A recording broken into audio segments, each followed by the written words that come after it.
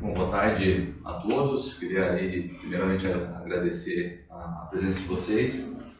Me apresentando, sou Vinícius Feriato, sou advogado, especialista em direito empresarial. Aqui do meu lado, meu sócio, Roger Davis, também advogado, especialista na área. E hoje, conversando até com o Roger, a gente pensando em alguns temas para poder falar do nosso dia a dia, da nossa área. E nos veio aí a ideia de falar um pouquinho dessa reestruturação financeira, né, Roger? Isso mesmo. Nós, nos últimos, talvez na última década, trabalhando com isso, e tanto na parte de reestruturação financeira, bancária, na parte de gestão, na reestruturação e reorganização tributária das empresas, nesses anos a gente sempre se deparou com uma situação talvez que seja comum na maioria dos empresários, a grande preocupação que a gente sempre chama da primeira linha do balanço, do DRE, né, que é o faturamento. Então, toda empresa, a primeira grande preocupação sempre foi faturamento. Quanto sua empresa fatura, quanto eu faturo, quanto eu vou faturar no próximo ano. Quando a gente sempre se depara com orçamentos, quanto que nós vamos crescer de faturamento no ano seguinte e por aí vai. E a maioria se esquece que um balanço, que um DRE, ele é composto por N linhas, diversas linhas. E para mim, sempre o mais importante é a última linha, que é a linha do lucro, o lucro líquido, o lucro final, que talvez essa que deveria ser a primeira e grande preocupação de uma empresa, qual que é a última linha ali que nós estamos entregando. E lógico que nós não queremos falar aqui em propósito, em valores, em missão da companhia. Lógico que isso são bens intangíveis, bens imateriais que é difícil de mensurar. Então, sendo um objetivo, matematicamente falando, sempre é importante a última linha. Então, independente, uma empresa pode faturar 100 milhões ano e dar prejuízo, e outra pode faturar 10, 20, 30 milhões anos com lucratividade. Então, hoje, nesse período, nessa nova fase que vivemos uma fase de pandemia onde a preocupação passou a ser com cada linha, não só mais do faturar por faturar, e aí a gente tem algumas readequações, algumas reestruturações, que talvez a gente vai falar aqui de algumas delas hoje, que é a recuperação judicial, a recuperação extrajudicial, são a repactuação com bancos, renegociação, o alongamento da dívida, um período de carência, a redução de taxa e principalmente também a questão da carga tributária das empresas. Ontem vimos aí o nosso ministro da Economia levando ao Congresso a primeira etapa de projeto de reforma tributária, quero falar um pouquinho no final sobre isso também. Então são diversos assuntos que impactam diretamente nas empresas, principalmente nesse momento difícil que o mundo vive. Então a gente vai tentar aqui, nesses minutos, falar um pouquinho disso para que a gente possa colaborar. Então vamos começar aqui com o Dr. Roger para falar um pouquinho aí de duas medidas que são fundamentais, às vezes muito necessárias, muito usadas agora nesses últimos tempos. O crescimento foi gigantesco no Brasil, que é da recuperação judicial e da recuperação extrajudicial. Legal. Boa tarde a todos. Como o Vinícius já me apresentou, eu sou advogado, Roger Davis, especializado em recuperação judicial de empresas. E a ideia da nossa conversa de hoje é trazer esse tema, reestruturação financeira. É uma situação em que diversas empresas do país vêm passando. Como o Vinícius bem apontou, nós estamos aí numa situação que um estouro até de pandemia, onde toda uma reestrutura, todo um repensar é preciso ser feito. E quem é empresário, quem é empreendedor, sabe que é um negócio, uma tarefa árdua administrar seu negócio. Cuidar de todos os pontos, de todas as tarefas que uma empresa exige e necessita para chegar àquela última linha que o Vinícius comentou, o lucro. Dentro desse cenário, o tema de hoje, reestruturação financeira, é buscar identificar a percepção do estado de crise dessas empresas. Que a empresa consiga entender a necessidade dessa reestruturação financeira. Então, esse é um ponto que às vezes você pensa assim, reestruturação financeira, não estou conseguindo pagar minhas dívidas, preciso reestruturar financeiramente. Ok, mas saber fazer essa reestruturação financeira é o ponto X, é entender que, por vezes, um faturamento X, sem alinhado com toda uma operação de despesas, de custos, uma reorganização de gestão, precisam ser desencadeados para que a linha final atinja os resultados desejados. Dentro desse cenário, então, a recuperação judicial ela vem proporcionando meios e condições de muitos empresários conseguir desenvolver essa reestruturação financeira.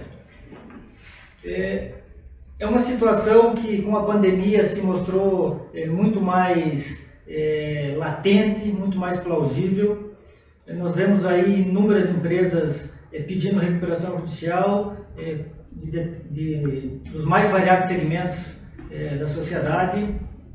É uma situação que está atingindo a economia como um todo. Então, como a gente faz para saber se essa reestruturação ela vai desencadear na recuperação judicial? O que a gente sempre conversa e quando a gente se depara com empresários que nos procuram é fazer ele entender o time, o tempo certo. Porque por vezes ele vem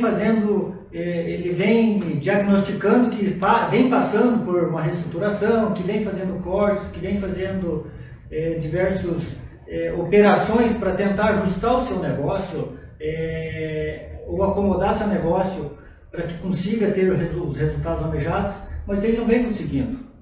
E aí que entra esse instituto que a gente chama de recuperação judicial ou recuperação extrajudicial. Ela acaba se tornando uma ferramenta que pode vir a permitir ao empresário conseguir meios de superar essa crise, de conseguir se reestruturar financeiramente e assim dar seguimento ao seu negócio, preservando a sua atividade empresária, mantendo sua produtividade a todo vapor. Então, dentro desse cenário de reestruturação financeira, 2 pontos são super importantes e que o empresário deve se pautar. O primeiro deles é que ele deve fazer um diagnóstico, deve fazer uma análise completa do seu negócio.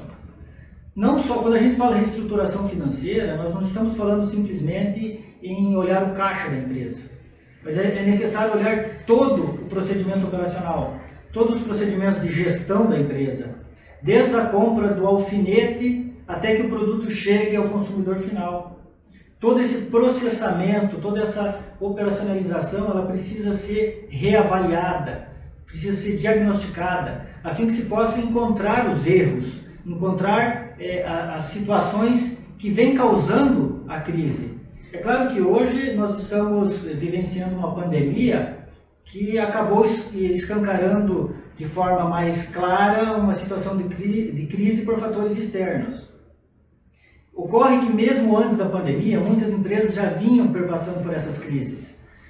No nosso cenário nacional, as crises vêm sendo desencadeadas desde 2014. Em 2015 e 2016 houve um boom de recuperações judiciais. Em 2017 e 2018 o cenário se deu uma estabilizada. E agora, 19, 20, as recuperações judiciais começam a tomar corpo novamente, tudo, é claro que mais em função da pandemia, mas também por essa necessidade ou não saber esse time certo de se avaliar essa reestruturação financeira necessária. E o segundo ponto, então, feito esse diagnóstico, é se fazer um planejamento estratégico. A empresa deve fazer um planejamento de como solucionar os erros diagnosticados. Como solucionar e encontrar meios de superar as situações que levaram àquele escoamento do seu faturamento, aquelas despesas que se tornaram por demais elevadas. Com isso, a recuperação judicial ela é o meio que vem dando uma grande vazão aos empresários de conseguir esse fôlego necessário para criar e implantar toda essa reestruturação financeira. Uma recuperação judicial hoje, ela por vezes não é muito bem vista, até pelo próprio empresário, que fica sentindo um pouco aquela pecha de que vai se encontrar numa situação de um mal pagador ou de uma pessoa que não consegue honrar seus compromissos. Mas essa situação tem se modificado nos últimos anos. Essa é uma situação que não é mais vista pela sociedade em geral. É uma pessoa que entra com uma recuperação judicial, uma recuperação judicial, como aquela pessoa que está buscando burlar os seus credores. Não é isso. Quem realmente tem procurado entrar com uma recuperação judicial é aquela empresa que está preocupada em preservar a manutenção de sua atividade empresária. Quem busca uma recuperação hoje é aquela pessoa que visa manter o seu negócio ativo, visa encontrar meios, talvez dentro dessa reestruturação que ele por si só tentou fazer, não encontrou meios suficientes e assim a recuperação judicial vem lhe proporcionar essas condições, trazendo inúmeros benefícios que podem ser desencadeados. Apenas para dar alguns exemplos, uma recuperação judicial hoje ela permite um alongamento no pagamento das dívidas. Ela permite se criar uma situação que você possa repactuar com seus credores deságios, aplicação de juros, correções sobre essas dívidas. Então é todo um cenário que ela vem criar uma plataforma de apoio à atividade empresária.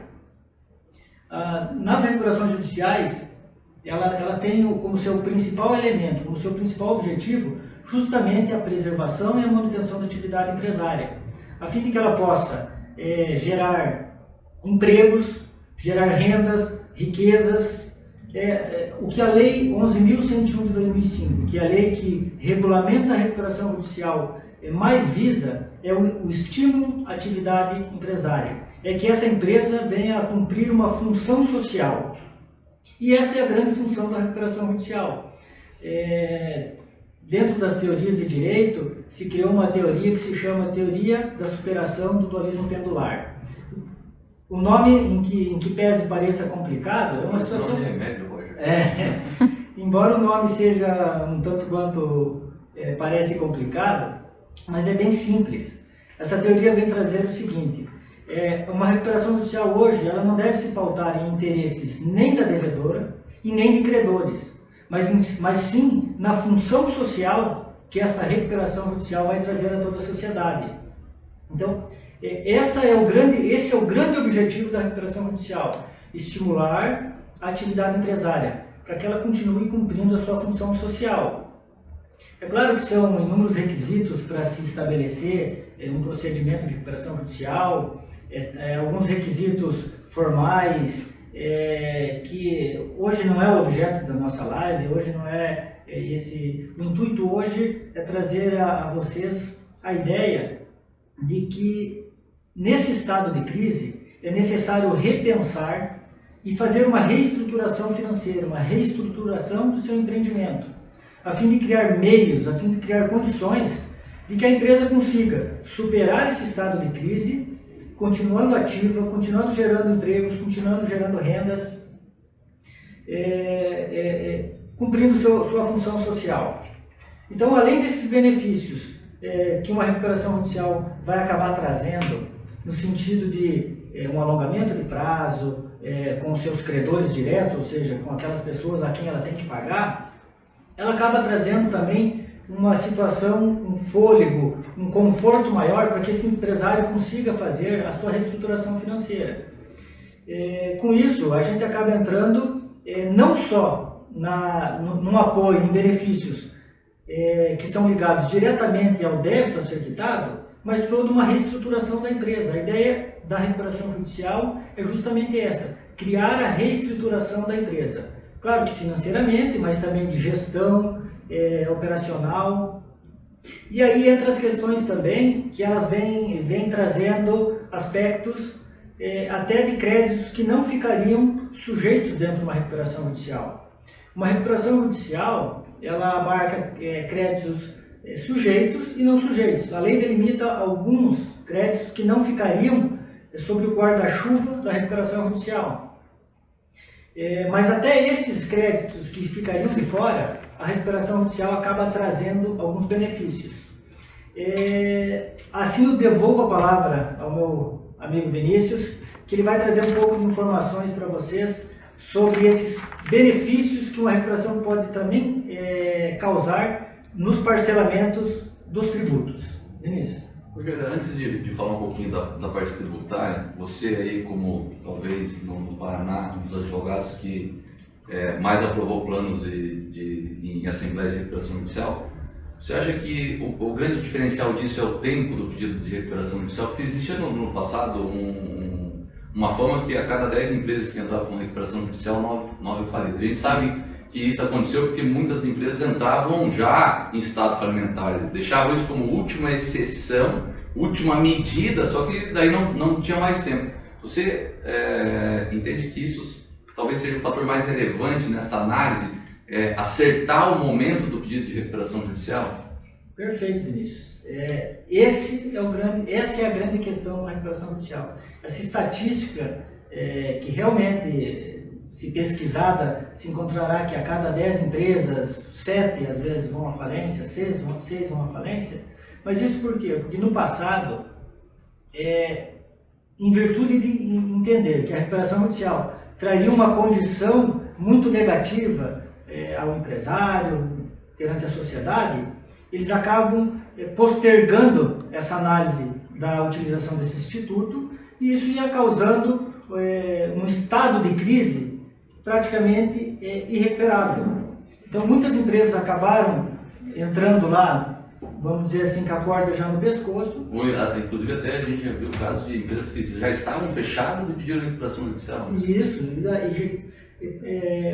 essa ferramenta ela tem que ser muito bem usada, e o empresário ele precisa entender a grande questão, o ponto certo. É não esperar que o seu negócio já esteja ladeira abaixo e sem freios.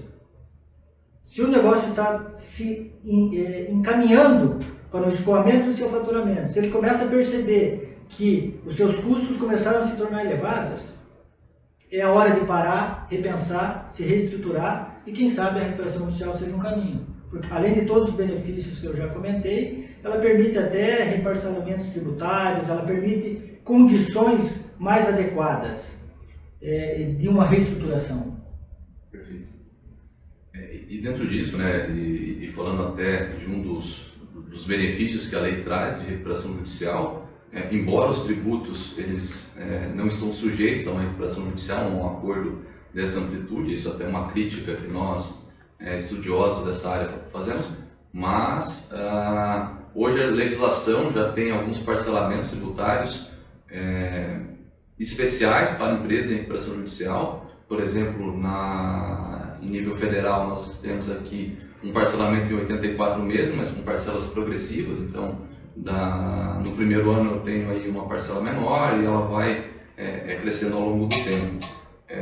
Na esfera estadual, são legislações, eles estão falando de 26 estados e um Distrito Federal, cada um com sua particularidade, mas a maioria segue essa regra de um parcelamento de 84 meses, para que as empresas também possam ganhar um fôlego, até porque tem muitas delas que precisam de certidões negativas para participar de licitações, para atender empresas públicas. Então, um dos benefícios também da recuperação judicial é ter um tratamento tributário diferenciado com relação aos débitos. Dito isso, eu queria também dizer que dentro das reestruturações não tem só recuperação judicial ou recuperação extrajudicial, nós temos também mecanismos que podem acontecer de forma paralela à recuperação judicial. Então, a empresa pediu uma recuperação judicial, paralelamente a isso a gente também vai ter alguma renegociação com débitos bancários, inclusive talvez com créditos com imóveis em alienação fiduciária que estejam em garantia, e aí consequentemente esse débito não está dentro do guarda-chuva da RJ, como o Roger disse, e o débito tributário ou até a carga tributária. Hoje o tributo é um grande custo dentro desse processo de produção das empresas, dentro da atividade empresarial. A gente sempre diz que o fisco é o nosso sócio, mas ele ele não entra com dinheiro, né? Ele só leva uma fatia do bolo. E entre elas, a gente fala em repactuação das dívidas bancárias também, muitas empresas alavancadas e tudo mais. E aí, quando a gente pega um histórico, e a remuneração do dinheiro sempre foi com relação às instituições financeiras, sempre foi o CDI, né, a famosa Selic. E aí, quando a gente pega um histórico disso, e aí vindo de governo Dilma lá nos áureos de 2016, eu tinha Selic a 14%, chegou numa média no ano de 13% anual. Hoje, em 2020, nós estamos falando num CDI, numa Selic de 2,25% ano. Então, é uma redução drástica disso. E aí, quando você, empresário, negociou a sua dívida, pegou seu dinheiro emprestado no banco lá em 2016, para pagar em 60 meses, 120 meses, a tua taxa de juros era muito alta. Se a gente falasse lá em 2016 numa taxa de juros de 1,8%, 2% ao mês, era uma taxa que considerávamos razoável, alguns até barata, dependendo da atividade de atuação.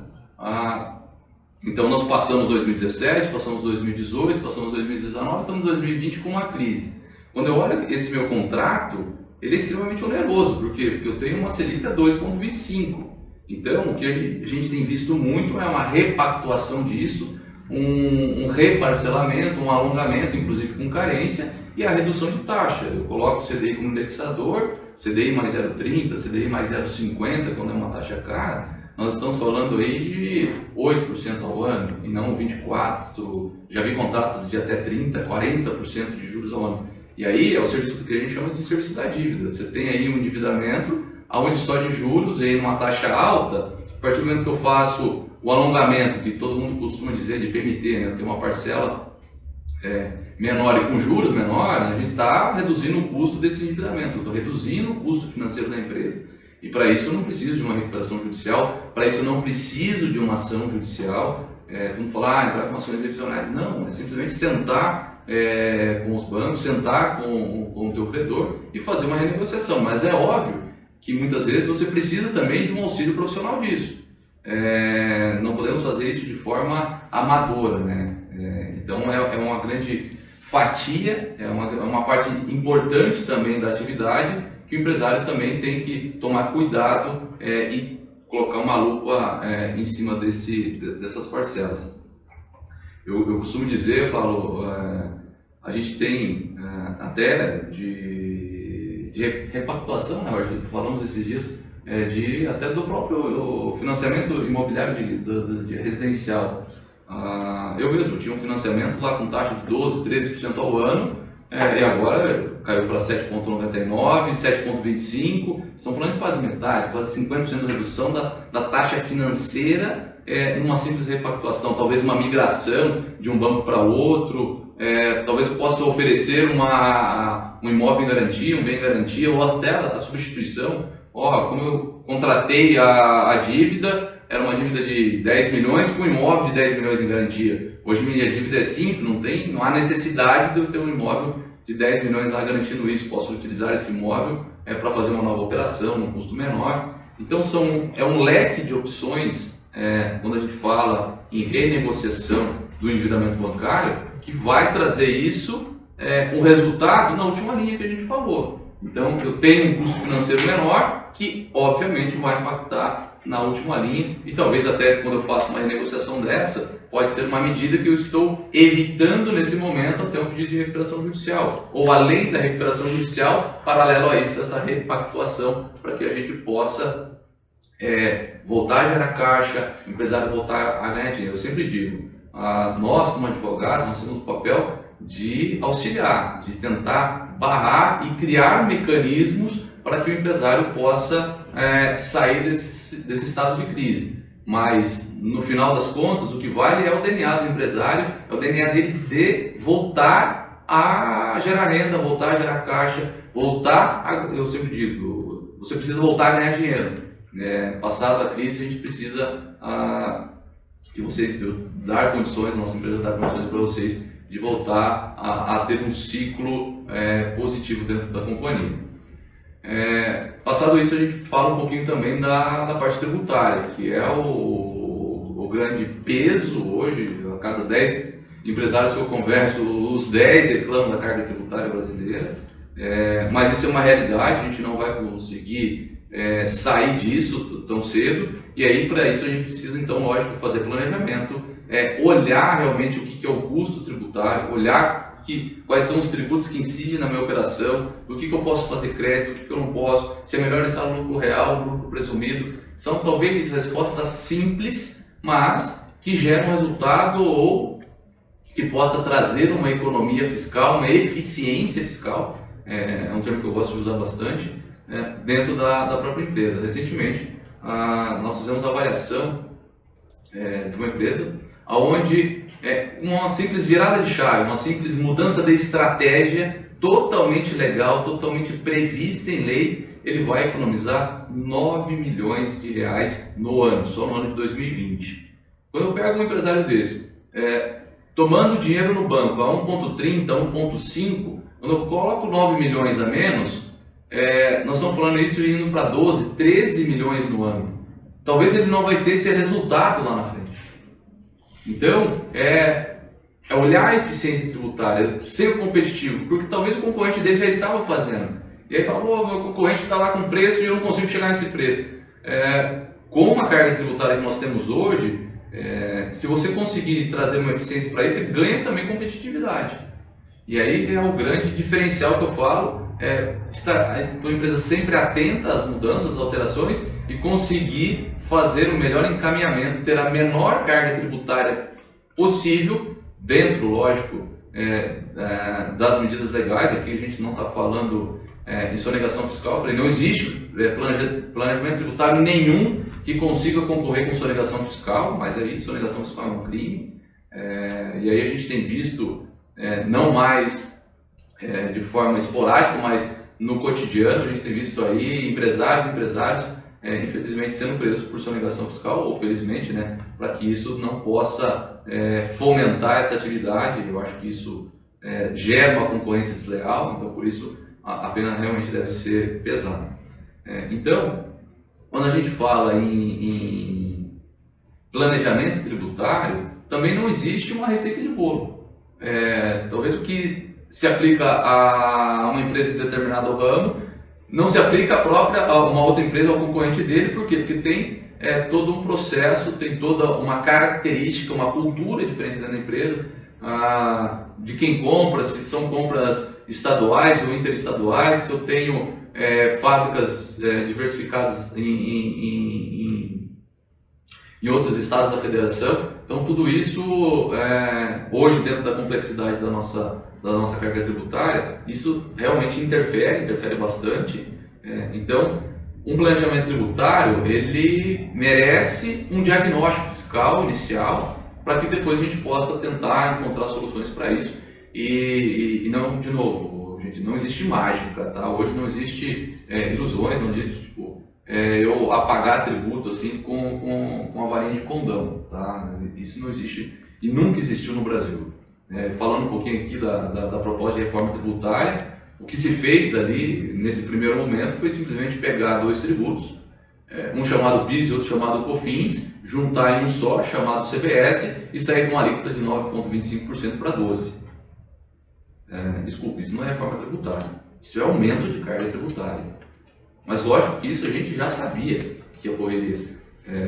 O governo federal está imprimindo dinheiro em razão dessa pandemia para poder dar uma assistência social. Nós estamos falando de R$600, a gente está falando de suspensão de contrato de trabalho e redução de contrato de trabalho, onde o governo está garantindo, mandando dinheiro para os estados e municípios que estavam quebrados, e continuam quebrados, né? E óbvio, deveria fazer, sim, deveria fazer. A gente vive num momento ímpar, em razão do Covid, o mundo vive por isso, e aí temos soluções, e a mais rápida e que precisava mesmo foi imprimir dinheiro. Só que isso tem um custo, isso custa, e o custo é tributário, é arrecadação. Eu preciso, todo mundo fala em manter a arrecadação, não vai manter a arrecadação. Ele precisa aumentar a arrecadação, senão as contas não vão fechar. E aí, quando eu vou falar em reforma tributária, nós estamos ouvindo falar de novo em voto CPMF, vai vir com outro nome. No país é fácil, isso já está ligado e infelizmente a gente não tem outra saída. Então, a partir do momento que a gente vai passar essa crise, e se Deus quiser a gente vai passar o mais breve possível, quando retomar as atividades normais, nós vamos nos deparar com uma carga tributária ainda maior. Ainda maior. E aí já está o começo. PIS e COFINS de 9,25 virou CPS e é 12%. É fácil assim.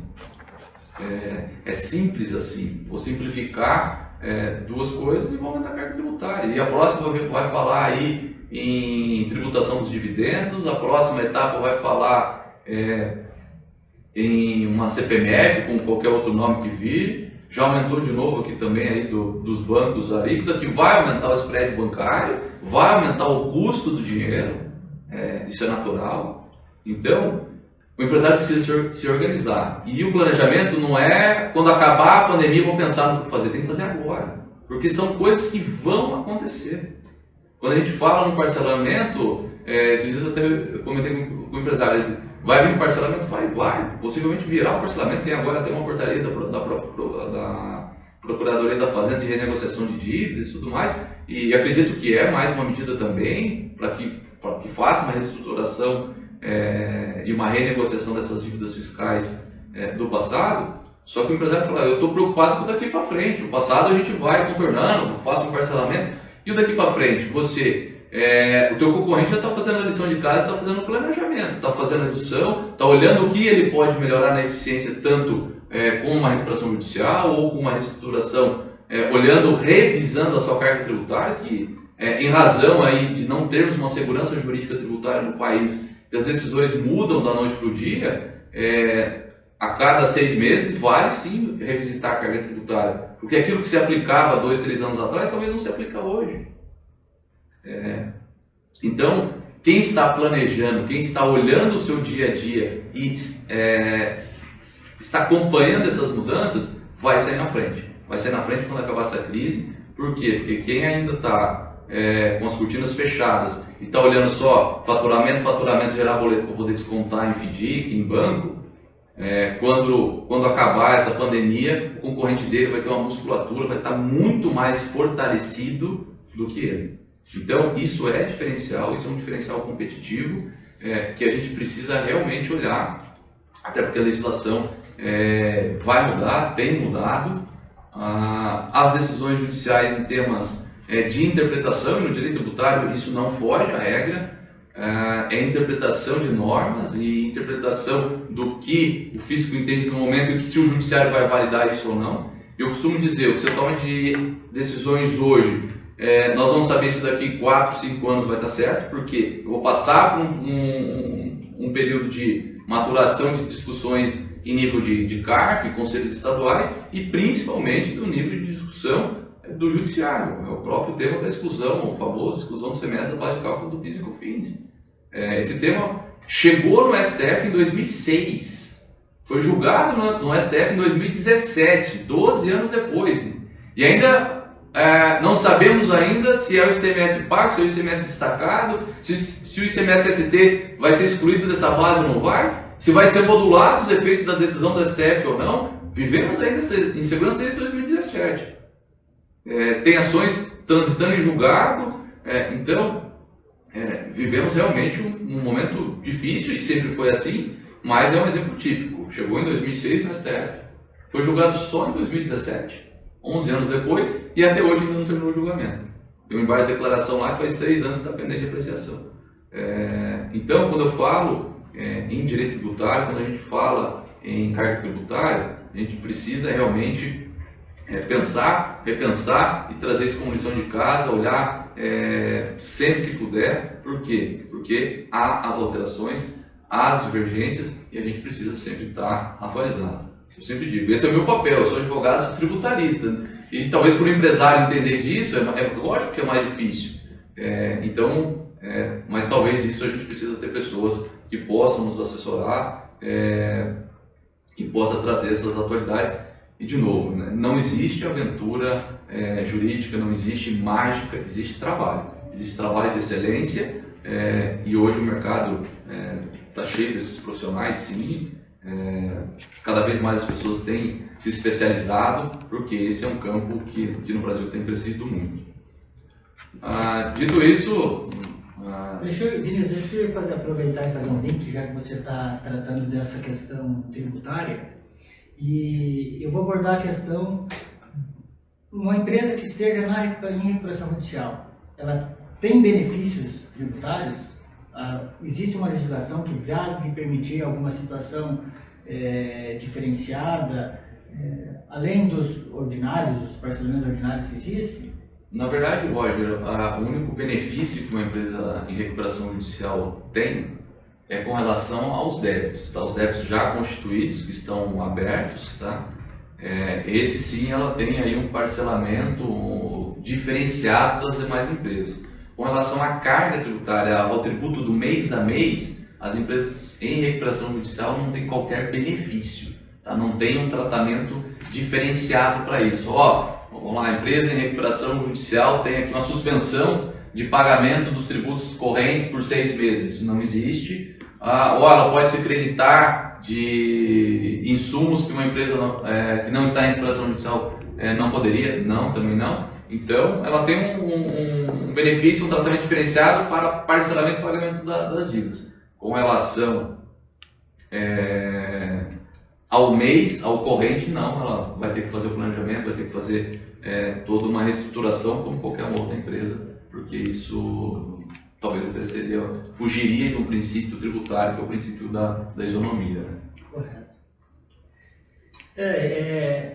Toda essa reestruturação que nós estamos conversando aqui, abordando de forma geral, carga tributária, planejamento tributário, e a gente quis também trazer um pouco do Instituto da Recuperação Judicial como uma ferramenta que venha a propiciar um fôlego ao empresário, que não é uma ferramenta que vai ser utilizada sozinha.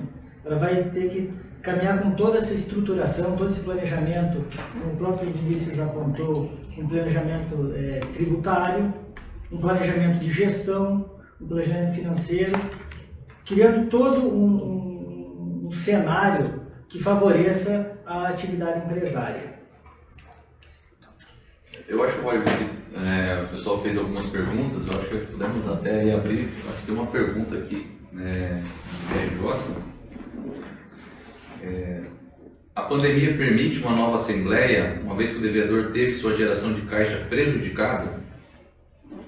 Existe um projeto de lei sendo desenvolvido que vem trazer toda uma sistemática a beneficiar as empresas em recuperação judicial, a fim de que consigam apresentar um novo plano, uma nova condição de pagamento. O projeto foi aprovado na Câmara, foi ao Senado, ainda ele não está votado, mas paralelo a isso, o próprio CNJ vem dando orientações às empresas, aos juízes, de modo geral, de modo de que eles flexibilizem a legislação sobre recuperação judicial e permitam que essas empresas venham a fazer uma apresentação de novas condições de pagamento, desde, claro, demonstre que a empresa foi efetivamente impactada pela pandemia. Então, não existe uma legislação hoje vigente criando essa nova situação, mas vem se criando todo o entendimento jurisprudencial no sentido de que permitir, desde a suspensão dos pagamentos dos planos, durante o período de pandemia ou por um período pré-fixado, e a apresentação de um novo plano através de uma nova assembleia de credores para que a empresa formate novas condições de pagamento. Então, é possível, hoje a jurisprudência vem trazendo essa condição e essa possibilidade de uma repactuação dos débitos, ou repactuação de um plano aprovado que vinha sendo executado e que foi fortemente impactado pela crise gerada pela pandemia. Eu acredito que não faz nenhuma semana que estávamos conversando sobre esse tema, onde a gente sempre fala, lógico que quando a gente fala em tempo de recuperação judicial, de empresas que já estão em recuperação judicial, é lógico que tem todo um diagnóstico, ninguém olha para uma empresa e fala, você precisa de uma recuperação judicial, não. Existe uma métrica disso, existem avaliações e são números realmente para validar. Eu sempre costumo dizer, né? Eu sou uma das pessoas que utilizo e recomendo a recuperação judicial, talvez, aí em casos realmente necessários e em último caso, para nós aqui como advogados, dá um trabalho homérico fazer uma recuperação judicial, é um trabalho com volume muito grande, então é óbvio que jamais vamos recomendar uma recuperação judicial se não há necessidade. Mas se existisse um tempo para escolher, talvez esse seria, porque o judiciário realmente está de braços aí abertos, com resoluções do CNJ, para receber essas empresas dentro de uma recuperação judicial, porque vivemos realmente um momento atípico, vivemos um momento dificílimo, e as últimas até recuperações judiciais aí que eu tenho visto, até os próprios fornecedores, credores, têm recebido bem a notícia da recuperação judicial, porque ele tem entendido que isso é uma medida que vai salvar a empresa, vai manter a geração de emprego, vai manter ele continuar fornecendo para essa empresa. Eu costumo dizer, se eu era a recuperação judicial, você perdeu o cliente, né? Porque senão a empresa ia acabar fechando e encerrando as atividades. Então, nunca existe um momento certo, né? Existe um momento ideal. E se tem um momento ideal, acredito que seja agora, até porque o tema está sendo bastante debatido, e a gente tem visto aí o judiciário, não que está sendo menos rigoroso, mais rigoroso, fazendo algo fora do legal, mas ele tem recebido melhor, com mais cautela, com mais apreço, esses pedidos que são ferramentas legais que temos hoje. Ok? Então, eu, da minha parte, queria agradecer a todos que teve aí tirou o seu tempo para nos ouvir, espero ter agregado e somado aí um pouquinho do conhecimento e da experiência que a gente tem ao longo aí de mais de uma década nessa área, e a gente sempre fala, nós somos um defensor aqui do empresário, a gente é um defensor das empresas, que elas possam aí continuar gerando renda e cumprindo aí com o seu papel social. Muito obrigado. Eu também faço das palavras do Vinícius a minha, agradeço a presença de todos que se dedicaram a assistir essa live, essa nossa troca de ideias e conversas. E só, caso tenham perguntas aí que, claro, não foram todas respondidas, a gente só separou uma até em virtude do tempo, mas a gente vai deixar junto à live aí nossos contatos de e-mail, telefone, e se alguém quiser tirar alguma dúvida, alguma questão que ficou, aí a gente fica inteira à disposição. Agradecemos a todos então.